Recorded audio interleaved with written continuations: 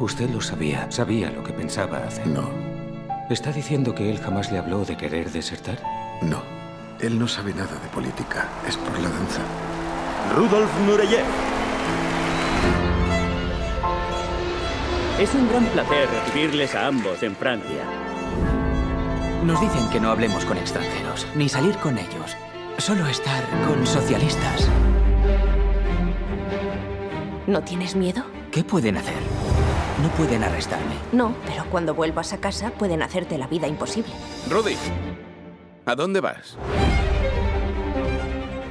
¿Es debido a un ataque a la Unión Soviética?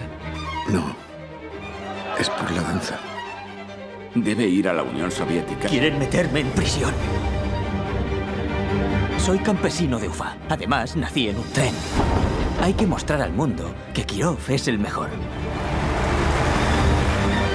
El ballet no trata solo de reglas. Debemos apuntar más alto.